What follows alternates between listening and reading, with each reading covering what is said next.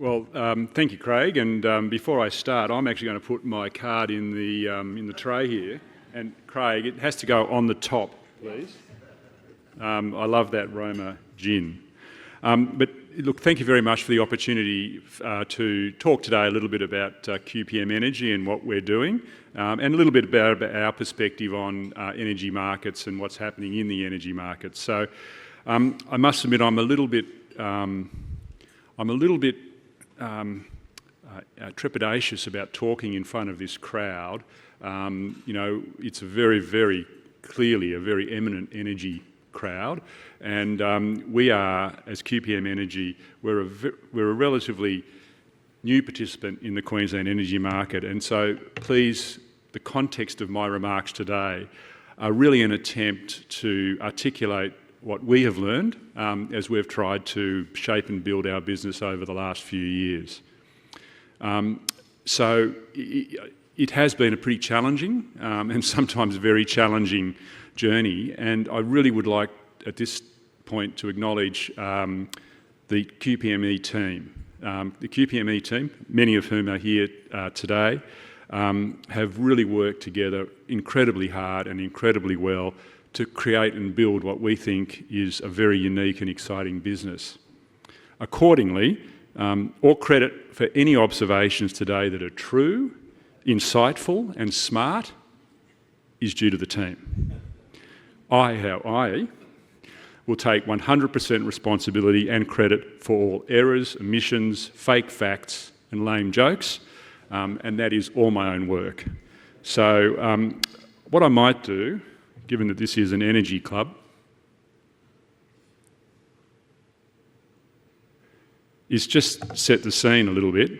And I know most of you here will know this, but Australia actually produced about 18,700 petajoules of energy in 2022-2023, but only used about 5,800 petajoules. So I'm curious, and what is a petajoule? Now, when I was doing extensive research for this talk, I found that the boffins at the Department of Climate Change, Energy, the Environment and Water have helpfully provided some useful comparators. And my favourite is that if you filled your family sedan with a petajoule of petrol, you could drive 483 million kilometres. Wow. Now, I assume that's a Toyota Camry hybrid, because that does 6 litres per 100 kilometres. Now, for Queenslanders, and particularly those who live in Brisbane, I think a better measure is that a petajoule of petrol would fill 11.6 Olympic-size swimming pools. So maybe there is some use for some swimming pools post-Olympics for long-duration energy storage. I'm just kidding, just kidding. In fact, 80% of Australia's energy production is actually exported, and a huge chunk of that comes from Queensland. And it's the coal and gas that is produced in the Bowen Basin and across the Surat Basin. So it's a magnificent asset for this state and for the country. But you'll also see that I think people confuse energy with electricity. And in fact, actually, if you look at the little chart up there, less than 25% of energy is actually consumed in the form of electricity. And actually, oil, coal and gas still make up almost 90% of energy supply. I think the scale of the challenge that we're facing in building a resilient net zero economy is perhaps underappreciated. I mean, we have a long way to go. But what I'd like to do now, or today, really is to focus on a smaller subsection, which is electricity, and then a smaller subsection of that, which is electricity in Queensland. Now, I'm a huge fan of Churchill, Winston Churchill, and he said in 1943, "We shape our buildings, and afterwards our buildings shape us." Now, he was talking about the Houses of Commons, which at the time had been bombed in the war, and they were talking about rebuilding them. But when I think about this quote, that whole concept of we build something, we create something, but then it ends up shaping and building us is really, really, really relevant. And I have paraphrased this quote, and I think this is the theme of my talk, is that we've shaped our grid, and now our grid is shaping us. We are really being shaped by the way the grid is set up currently. And apologies to Winston. How have we shaped our grid? And this is Queensland. Solar has shaped our grid.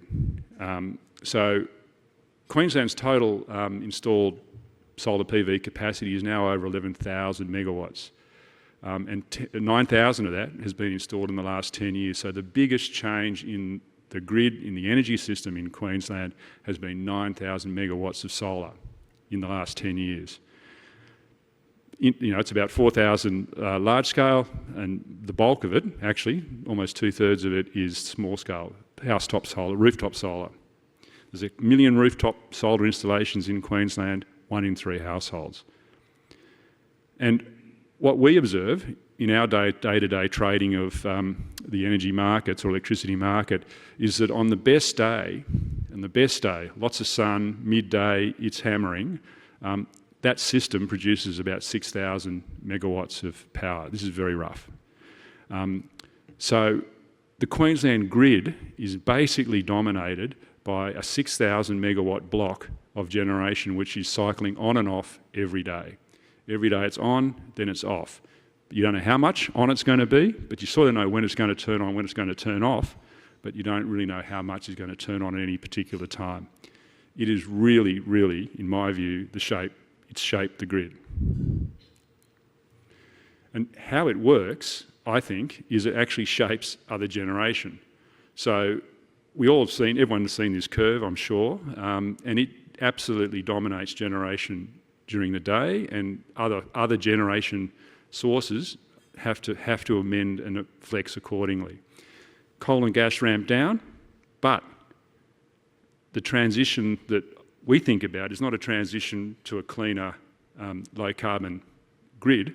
It's actually the transition, much simpler transition from day to night and then night to day. That happens every day. And that's where the issues, I think, really start. The coal stations effectively have to flex, and we all know that there's been a lot of work done to modify the way those stations operate to enable them to flex the way they are. And you can see again here how much they're able to now flex. So it's quite an amazing shape that solar has imposed now on coal, on gas, and all the other generation sources. Solar shapes prices.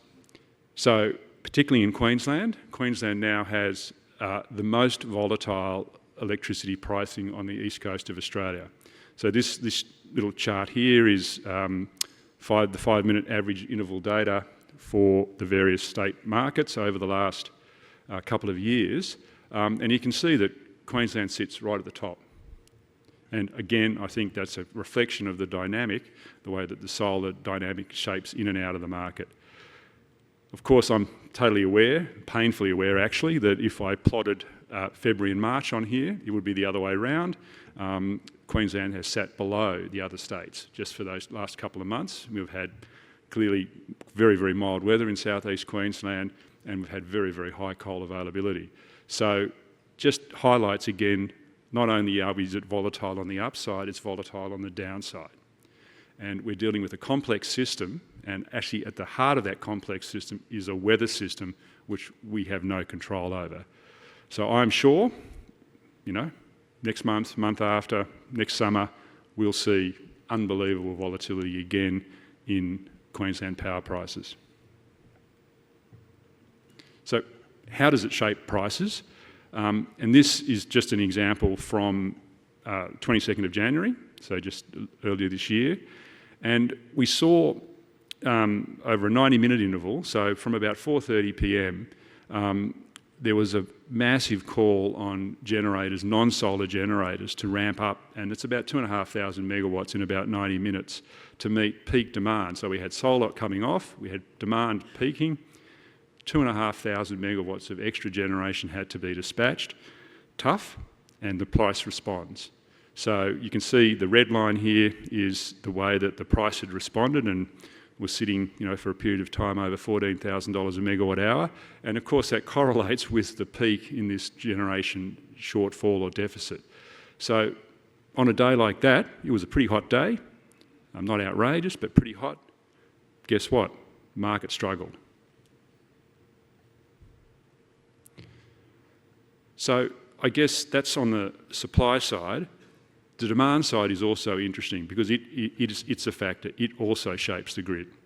So, and again, this is using PowerLink data, but peak electricity demand, so the peak in each period, each year, has been increasing pretty steadily over the last years, many years, and it's driven, of course, by population growth, increase in residential loads, and particularly the penetration of air conditioning.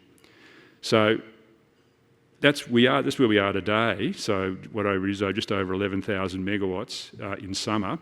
PowerLink estimates that if we roll forward to 2030, so just 5 years from now, the summer peaks could be about 2,800 megawatts higher, and winters almost 3,000 megawatts higher. Interestingly, winter in 2030 could be greater than the summer peaks currently.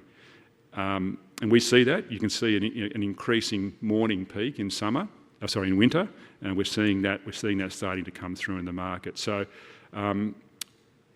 demand is also a factor here, and that's not allowing for any material changes in demand profile, for example, data centres, AI, etc., etc., etc. So we're now being shaped. So the grid has been shaped by decisions that have been made, and now it's shaping us. So if Queensland generators in January on a particular day struggled to meet that peak demand, what happens when we add another 2,000 plus megawatts of demand by 2030? What happens? So clearly, and I guess I'm not telling anyone here anything they don't already know, we just need more generation and storage somehow. So I've just run through just where does that come from, and clearly I'm not aware of any new coal generation that's contemplated in Queensland at the current time. Solar, there's heaps of solar going in, and there will be heaps of solar, but it doesn't generate at those peak times, and that's the point. Wind, it is variable. I know that in Queensland people, I think there's a sense that wind is pretty correlated with peak, but again, we've seen, particularly, for example, on some of these actual very, very large vol events, it's actually because wind there's a wind drought at that particular time.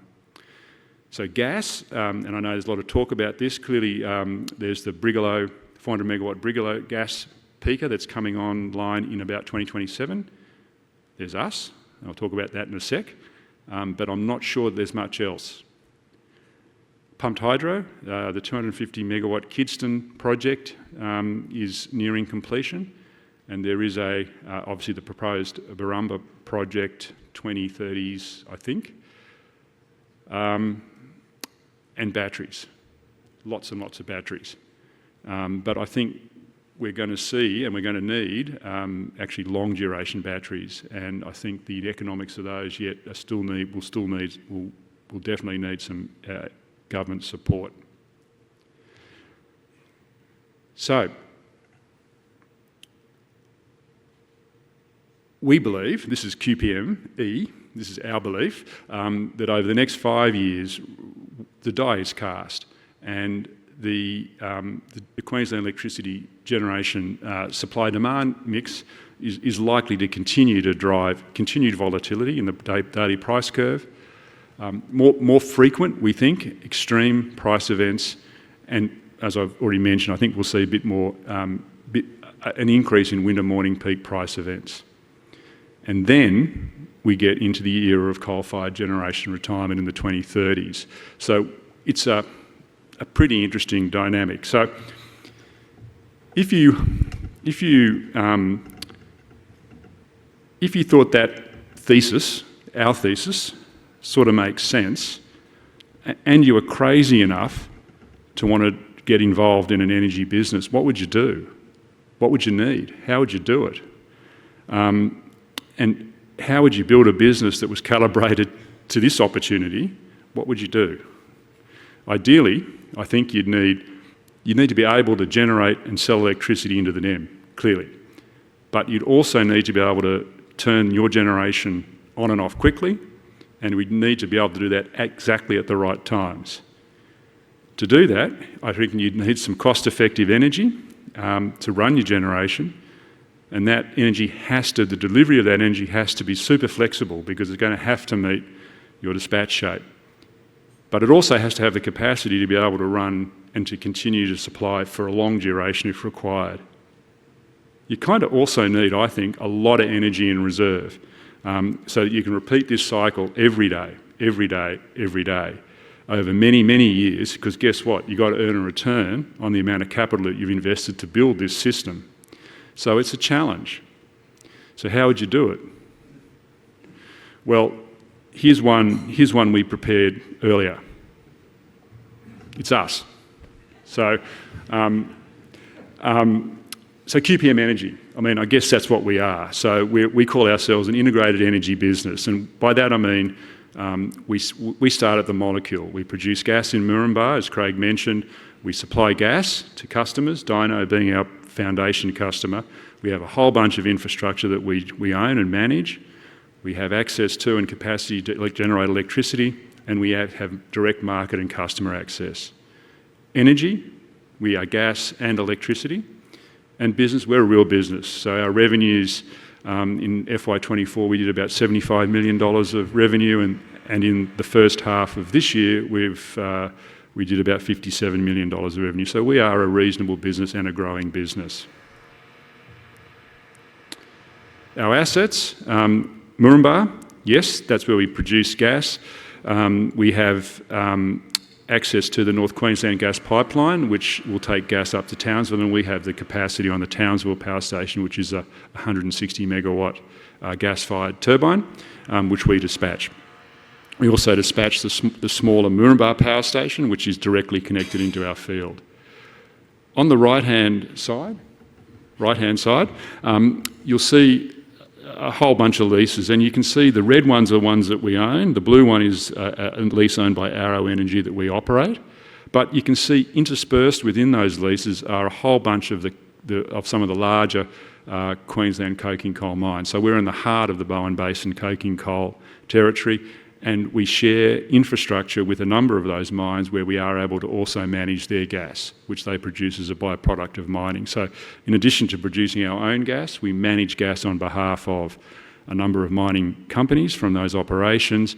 So interestingly, we're also a carbon abatement business. So that gas, if we don't do something with it, would be flared and vented. So not only are we producing our own, but we're helping manage what is a very significant issue across the mining industry around the compliance with safeguard mechanism requirements, but also safety. By the numbers, we have a heap of gas. We've got over 200 petajoules currently uncontracted, so we produce at about 10 petajoules a year currently, so we've got many, many years of production. We manage a field, we've got a heap of wells, we've just drilled some new wells. We get gas, as I mentioned, from other parties, basically miners. We own a whole bunch of infrastructure in the field. It's a mature producing asset. We have a big compression facility and processing. We have storage on the pipeline, and we have access to generation. So I guess, stepping back a little bit, we have the foundations of a business that can really, really calibrate and sit well within the shape of the electricity market that we're dealing with in Queensland. This is what we do. We do this every day. We sit there and we try and attack this little part of the day. So from 4:30, 5 o'clock through to however long, we sit there, we generate, away we go. And in between times, we are producing gas and we're packing in the pipeline. So we're effectively like a huge hydrocarbon battery. That's really what we are. And so we're able to store energy, dispatch it at the right time, and have a really flexible approach to managing and being a really important part of, I think, the grid, the whole grid network, right at that time when we're seeing, typically we see most instability. So our strategy, really to build off, I guess our thesis. We have a thesis, we have a strategy, and we have a plan. We've got existing generation assets, but we're making some very rapid process on developing actually a new greenfields power project, which would be a gas-fired peaker or peaking facility up to about 300 megawatts of capacity. That would be located in Moranbah, right co-located with all of our facilities. So where all our gas comes to one point, we've got a whole bunch of options around storage and flex and all sorts of things. It's a pretty exciting project. We're right in the feed stage currently. Watch this space.